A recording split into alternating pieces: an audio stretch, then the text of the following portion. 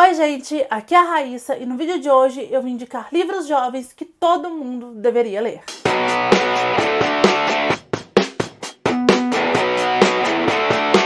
Antes da gente começar, te convido a se inscrever aqui no canal se você não for inscrito e a me seguir em todas as redes sociais. Todos os links, como sempre, ficam no box de informação. E se você for comprar livros ou qualquer coisa, por favor, compra na loja da sua preferência, utilizando os meus links de afiliado, que também ficam na descrição do vídeo.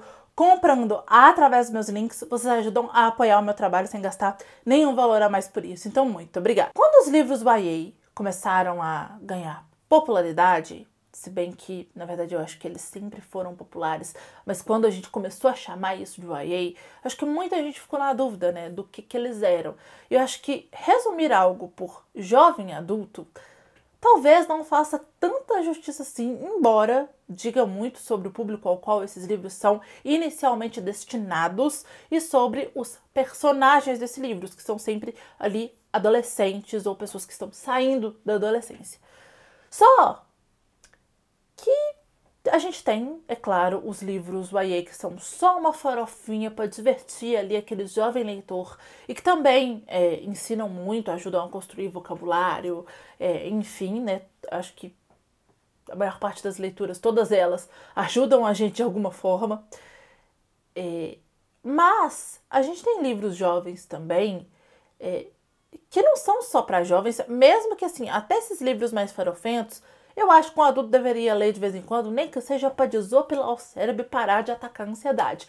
Mas a gente tem livros jovens que estão falando de temas importantes, não só para a geração ao qual esse livro se destina, mas que a gente, enquanto adulto, também pode aproveitar muito desses livros e aprender muito com eles. É o caso dos livros que eu trouxe nessa lista para indicar para vocês. Separei aqui alguns, tá? Os que eu mais gostei. O primeiro deles é Espere Até Me Ver de Coroa. Nesse livro aqui, a gente vai ter uma protagonista negra e queer que está tentando conseguir uma bolsa de estudos. Esse livro, acho que dos que eu vou mostrar aqui, é um que tem uma das partes mais lúdicas, tá? Porque toda essa fixação que a escola dela tem com festa de formatura, eu achei engraçadíssimo. Mas é um livro que vai falar sobre pertencimento, vai falar sobre preconceito e sobre a forma como essa personagem aqui escolhe enfrentar os muitos preconceitos que ela sofre porque ela é uma menina negra e queer numa escola muito conservadora, numa cidade muito conservadora. Vai falar sobre anemia falciforme. Então, assim, é um livro que ele vai tratar temas muito importantes com uma leveza, mas ao mesmo tempo é cada porrada que a gente toma na nossa cara. E assim, é um livro que eu acho que não vejo tanta gente falar sobre ele. Foi um livro que eu gostei muito de ter lido e que eu acho que todo mundo deveria ler, tá? Tem resenha dele aqui no canal. O próximo livro que eu tenho pra indicar pra vocês é Querido Evan Rosen. Esse livro é baseado no musical da Broadway e recentemente também ele ganhou uma adaptação para os cinemas, o qual eu ainda não assisti, mas quero muito. Já vou começar falando desse livro dando um alerta de gatilho, tá? Na verdade, não só para ele, mas para todos os livros aqui, eu acho que convém dar uma pesquisada, dar uma lida na sinopse, porque eles contêm alguns gatilhos, eles podem desencadear algumas coisas em determinadas pessoas, se os temas que estão sendo abordados aqui são algum tipo de gatilho para você. No caso de Querido Evan Rosen, a gente tem um personagem aqui que tira a própria vida, tá? Mas aí antes disso acontecer, esse personagem, ele assina o gesso do Evan e pega uma carta do Evan, que o Evan tem muita dificuldade de fazer amigos, e o psicólogo dele recomenda que ele escreva cartas para ele mesmo, falando por que o dia foi bom. E aí esse menino acaba pegando essa carta, e quando ele morre, os pais dele encontram essa carta e acham que ele era amigo do Evan. Só que e aí a gente vai, né, a história vai se desenvolvendo, e a gente vai vendo que os dois nunca se falaram, tinham muitas coisas em comum, e tinham questões que eles precisavam ali resolver, cada um em si. E o Evan acaba que ele vai aprendendo um pouco com toda essa situação. Ele tem problema de fazer amigos aqui e ele acaba até que ficando amigo desse menino, mesmo que esse menino já tenha morrido, sabe? A família desse menino vai acolher ele, enfim, ele vai acabar ali sem saber como desmentir essa questão. Mas é uma história, gente, forte, ao mesmo tempo, ela é muito bonitinha.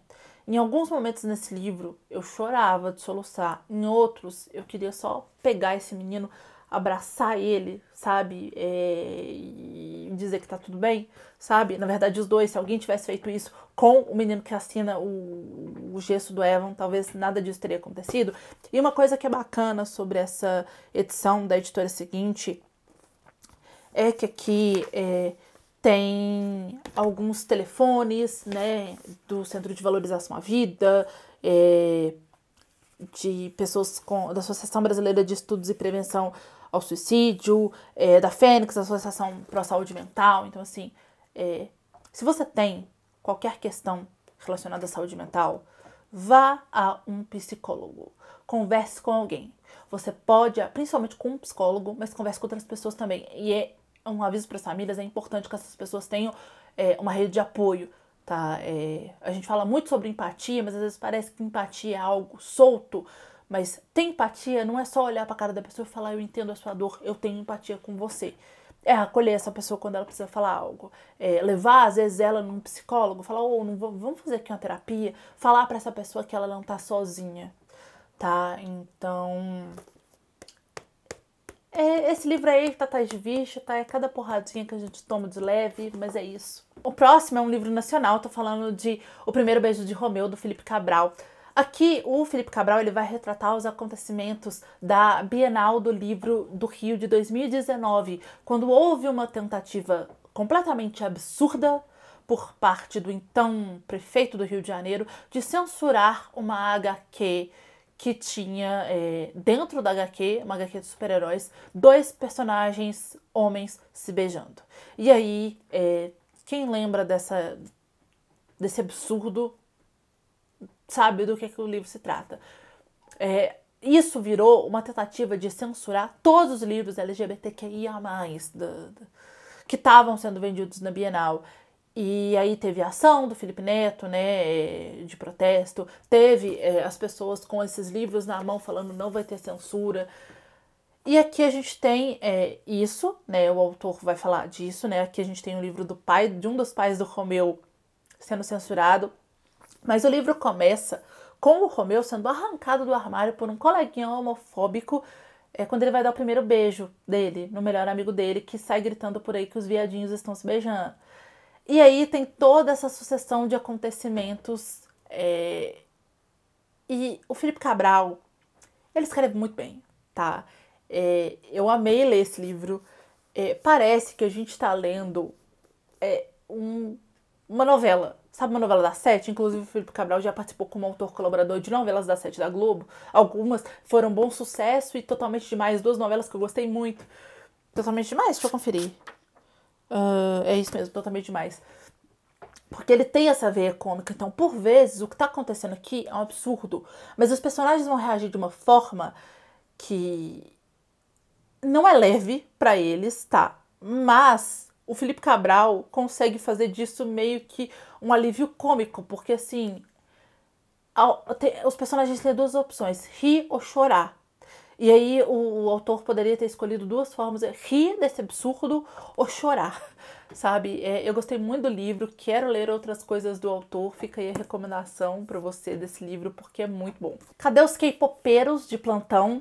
Eu vou indicar pra vocês Nasci para Brilhar. Gente, não sei nada de K-pop, tá? Se eu escutei 10 músicas de K-pop na minha vida, foi muito, mas esse livro aqui a gente vai falar sobre uma menina gorda, bissexual, que tá tentando entrar nesse universo do K-pop, tá? Ela tá tentando participar de um concurso. E aí ela é dançarina. E aí por ela ser gordinha, as pessoas ficam constantemente falando pra ela que ela não pode dançar. E aí, ao mesmo tempo, a autora vai mostrar aqui também como que esse universo do K-pop às vezes é duro com as pessoas, né? Não só do K-pop, tá, gente? Porque a música pop, ela é assim, principalmente com mulheres, tá? Eu acho que é um livro leve, tá? Eu acho que desses aqui talvez seja o não mais leve, mas o menos pesado. Mas ao mesmo tempo também, gordofobia é algo pesado, né? Você querer se meter no corpo da outra pessoa, né?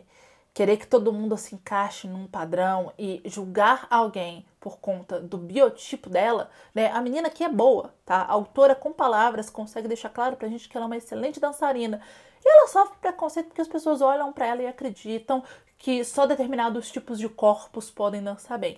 Isso é horrível, tá? E eu acho que já passou da hora disso mudar. A gente tá caminhando, mas eu acho que dos temas dos livros desse vídeo, eu acho que a gordofobia é um dos que tá caminhando mais lentamente, infelizmente. Principalmente quando a gente tá falando de mulheres, né? Porque a gente tem casos, sei lá, de homens com biotipo gordo que não gostam de mulher gorda. Enfim, gente, leiam Nasci para Brilhar.